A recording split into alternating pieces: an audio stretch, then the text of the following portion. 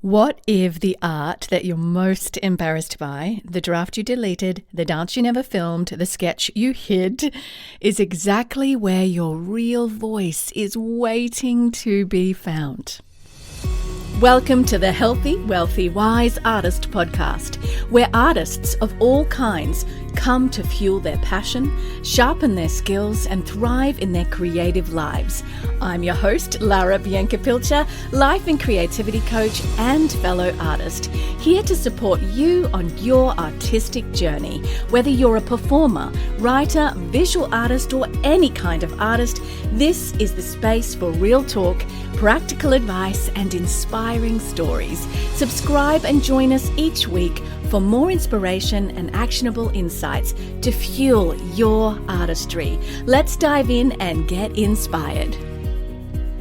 Hey there, I'm Lara Bianca-Pilcher, life and creativity coach, author of Audacious Artistry coming February 2026, performer, and host of the Healthy, Wealthy, Wise Artist podcast. And in this episode, we're talking about something artists rarely admit out loud: the ugly work. The bad art, as we would call it. The pieces we cringe at, the ones we'd rather bury under a rug. And yet, that bad art might be your secret creative superpower. And I'm going to show you why. This episode is about permission, the freedom to make art that doesn't need to impress anyone to be valuable. And if you've been holding back because you're afraid of being seen as less than, or you only want to share the polished highlight reel, this conversation will feel like a breath of fresh air. I was coaching an actor recently who said, "I don't want to audition for roles that I'm not perfect for. I don't want to embarrass myself. It's too much of a stretch." And she's talented. She's trained. But she was editing herself out of opportunities before she's even tried them, censoring herself from anything new and out of the box. You don't want to be the one that says no to yourself, am I right? And that's what so many of us do as artists. Dancers avoiding classes until they're fit again. Oh my goodness, have I done this? Yes, I admit it. Writers deleting drafts halfway through because it feels so freaking cringy. And I must admit, I have done that too. Singers recording 37 takes, or voiceover artists doing the same thing and still hating their voice. Been there too. We call it standards. But really, sometimes it could be standards, but it could also be fear disguised as control, or fear disguised as standards. And the truth is, your creative identity doesn't grow just in the spotlight of success. It can grow there. It's true. When you've maybe been on Broadway and done a show for a year, your identity will grow, your confidence will grow. But there's another place that your creative identity really truly grows at a level that I think is unmatched. And it grows in the shadows of your experiments, where you dare to try, where you dare to go through the cringe before you create. But we don't talk about it, so it ends up feeling like, oh my goodness, I am a terrible artist. This is a hot mess. But it's actually just normal. And every artist, beginner or professional, has a body, we would hope, of unseen work that shaped them. The half-finished, the off-key, the awkward, the I hope no one sees this work. That's the compost, which is a beautiful metaphor, isn't it? Where your real artistry grows. That's the soil that beautiful gardens of creativity can come from. And I just love talking to you guys each week. As you know, these episodes drop Tuesday morning, 5 a.m. Eastern Standard Time. I schedule them. I'm not up that early. But the science and psychology behind what I'm talking about is shared quite well in this study in 2016. There was a study done on art making and stress, and it found that just 45 minutes of creative activity significantly lowered cortisol levels. Now, if you don't know what that is, it's basically that stress hormone that pounds through you, sometimes completely unnecessarily, like in my case. I shared I have another podcast called Marriage, Intimacy and Healing, and it's relationship coaching. And just as an aside, it has You might think, why? Why that niche? It's nothing to do with artists, but it has everything to do with artists. Because if your creativity isn't flowing because home is stressful, nothing squashes creativity more than a home that's draining you dry. So I went into that niche as well. But I talked about this, that sometimes I'll have a hot shower, which is meant to be a calming thing, but my heart will be pounding because my cortisol's high and I'm just racing because I have such a get-it-done personality. But what art actually does is lower that. And I have found that when I'm creating, that I'm actually in this very calm, focused, beautiful place when I'm creating my own projects, that is. It's some of the most profoundly peaceful places I've walked in. And actually, the studies showed that the effects were the same whether participants were trained artists or complete beginners. So the translation here for you is that it's not the quality of what you make, it's the permission to make your art. It's a beautiful thing, whatever level you are allowed to make. You have permission to make and make badly. Because when you make bad art, you're not failing. You're actually freeing your nervous system. Now, I don't drop the word nervous system in here lightly because everyone's talking about this right now all over social media. I see people going on and on about calming your nervous system, and some people don't even know what their nervous system is. So let me explain. It's your body's internal communication network. It's actually the bridge between your brain and the rest of you. It's what tells you when you're safe as an artist or as a person, inspired even, or even in danger. So when you feel anxious before performing or freeze, staring at a blank canvas, or you suddenly lose creative flow, that's your nervous system reacting, not your lack of discipline. It's constantly scanning for safety. And calming your nervous system doesn't mean ignoring stress. It means teaching your body to feel safe enough to create again. So when you give yourself permission to make bad art, you're not failing. You're actually freeing your nervous system and giving it the safety to create. You're actually quietening that inner critic long enough for your subconscious, where that creativity and ideas come from, that you're not aware of when it's too busy or too stressful. You're allowing it to speak. And here's my creativity coaching, life coaching lens. Every time you let yourself make something imperfect, you're building tolerance, the emotional muscle that allows you to take bigger, creative risks next time. And this has been true in my life over and over and over again. Everything I've done, from producing events in London on stages, that as I'm going along this event going, oh my goodness, something's missed. I missed something in the producing side of this creative event. I have learnt and I have built tolerance. It has then developed more bravery in me because I realize I can troubleshoot and I can do so calmly. When I'm directing a musical and I'm sat in the sound booth and something goes wrong and the entire tech team's looking at me to call because I'm calling the show, I have been able to calmly navigate that, even though these situations are such high stress, because you are allowing yourself to get that tolerance and that emotional muscle, even that creative muscle that allows you to take the risk. The book I wrote, I failed terribly. My first submission to a literary agent, I actually got signed and then dropped the first time round because I didn't have the skill set or the creative muscle to really know what I was doing. But that allowed me to fight hard, go away and go, okay, this isn't good, and rewrite the whole book, apply again and get the publishing contract of my dreams.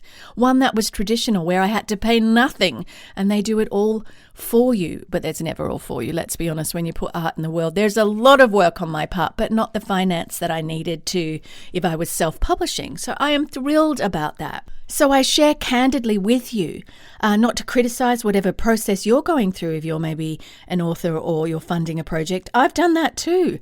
But it's about the tolerance that you need to take creative risks.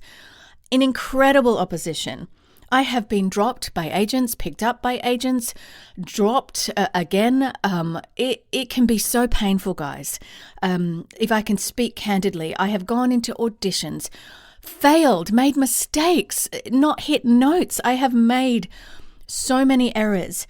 But the permission to show up doesn't come in a vacuum. It comes from failing, from bad art, from not being good enough, from learning, from going away and trying again. And I call this the creative permission loop. Think of this when you send those applications and you get radio silence, when you want to be a part of somebody else's creative lane and they don't invite you. This is the sort of stuff that needs to go in your head. 1, permission. You let yourself make the thing, whatever it is, messy or not. 2, expression. You learn something about your taste, your rhythm, your own creative voice, instead of mimicking everybody else's. And 3, integration. That learning folds into the next piece of art and the next. And this loop builds identity security. As an artist, you start to trust that you are the artist, not the product. And the truth is that perfection kills possibility. Let me rephrase that a little though, because this can stumble for some of you. Aiming for perfection and perfect, I get it, because if you're a Broadway artist, you don't want to be flopping your songs. People don't come to see 1,000 Errors, although I quite enjoy them personally. But you know what I'm saying. You need to really aim for perfect. Perfectionism, however, is different. It kills possibility because it says I can never put this out in the world because it's not perfect. And bad art will grow your courage.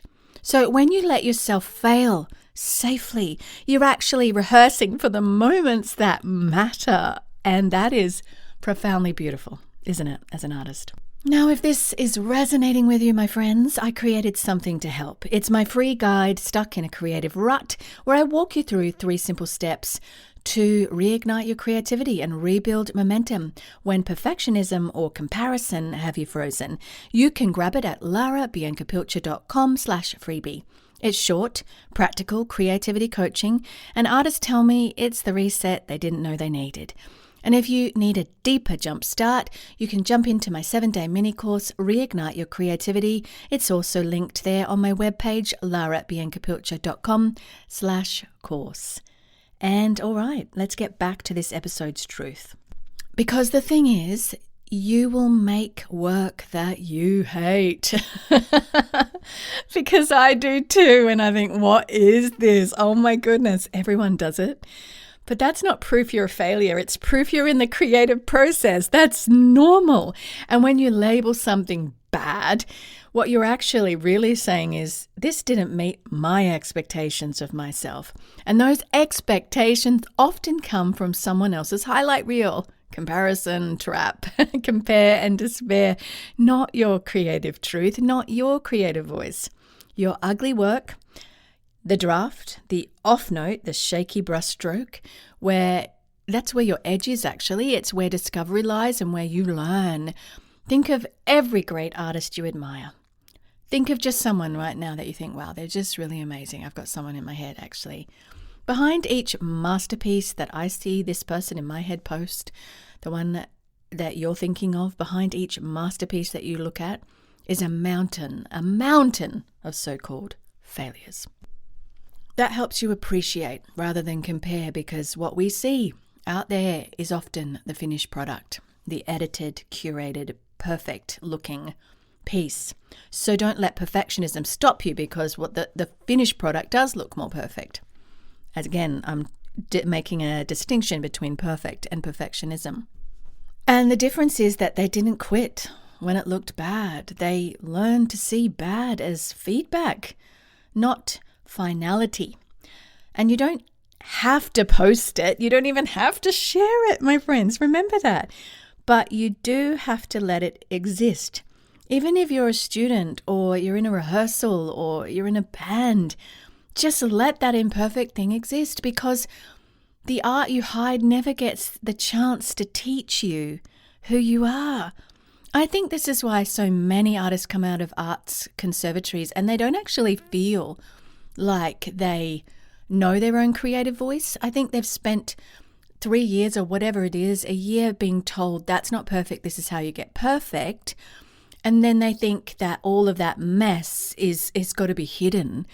And they come out not knowing their own creative voice as a result, because you learn it through then going out with what you've been trained and allowing yourself to try and fail. So next time you want to delete the file or rip up the page, pause and ask, what if this piece is simply showing me what wants to emerge next? That's the shift from judgment to curiosity. So I'm going to give you, as I do every week, every episode, a Creative Spark Challenge. And this week, I want you to choose one bad piece of your creativity, your creations. A poem, a song draft, a dance video, a messy sketch, or maybe you haven't even started it yet. Something you want to try that you give yourself permission to create that you've been thinking about, and write 3 bullet points beside it. Here's what those will be. What did I try? Number 2, what surprised me? And number 3, what could I explore next? That's it. No fixing, no deleting, just witnessing your creative process in motion and giving it space and permission to be messy and exist. Just a little recap on that. Choose one bad piece that you've created or want to create, a poem, a song, a draft, a dance, a video, a messy sketch, and write these things next to it. 1, what did I try? 2, what surprised me? And 3, what could I explore next? That's it. No fixing, no deleting, just witnessing your creative process in motion. All right, as we wrap up this episode, your art doesn't have to be good for you. Let that land. It doesn't have to be good for you, because every ugly, awkward, imperfect piece is proof that you're showing up, and that's where your creative identity and voice, which really matters in this crowded, saturated world, is formed. Speaking of this crowded, saturated world, my book, Audacious Artistry, is coming out February 2026, but it is already popping up everywhere, because I had a little Google and I was like, oh my goodness, it's popping up all over Europe. It's shown up in Australia. My mother's already ordered a copy. She was the first one, and that blesses my heart. And all kinds of bookstores, even in the UK, I've heard from some of you. So if you Google Audacious Artistry, it's not even officially in pre-sale. So this is a secret, actually, that I'm just sharing with you. Have a look. It has to be by me, by Lara Bianca Pilcher, of course, that my name will be on it. And if you can see that you can pre-order it, then pre-order it by all means. It won't come till February next year, but it helps me to get the word out, and it helps the bookstores go, hey, people want to order this book, so I would love you to pre-order it. Let me know if you do. Head to social media at Lara Bianca Pilcher on Instagram or Facebook or wherever you are, and let me know, because it'll bless my heart. And I will thank you. I will respond and thank you. I'm also probably coming to a place near you next year. I've got a big book tour planned across Australia, Europe, and the US, and I'm excited. And if you'd love to have me come speak in your arts community or gathering, get in touch. Just send me an email or message me. You can do that all through my website, larabiancapilcher.com. Thank you for listening, and I hope this episode gave you permission to make something messy this week. Don't forget to subscribe on whatever platform that you are on, and leave me, if this is blessing you, a 5-star review. It's so helpful. I love to read your comments as well. Head to larabiancapilcher.com to get those free resources under freebies there, and follow this podcast so you don't miss an episode, whatever platform you're on. And next week, I will have another episode Tuesday morning, 5 a.m. Eastern Standard Time. And as we approach the busiest season of the year, as everybody runs up to Christmas, I'm going to be talking next week about the slow season in your art and how it might actually be the best thing for you. That slow season you're in when work's just not happening, projects aren't coming, you're not booking anything. Oh, such a great, enriching conversation that's going to be. I am with you on the journey, friends, and I'll see you next week. Bye for now. Thank you for tuning in to the Healthy, Wealthy, Wise Artist podcast. If you enjoyed today's episode, don't forget to subscribe so you'll never miss an inspiring conversation or actionable insight. You can read the show notes and learn more at larabiancapilcher.com. And be sure to share this episode with fellow artists who could use a little extra inspiration. Until next time, keep creating, stay audacious, and remember, your artistry matters.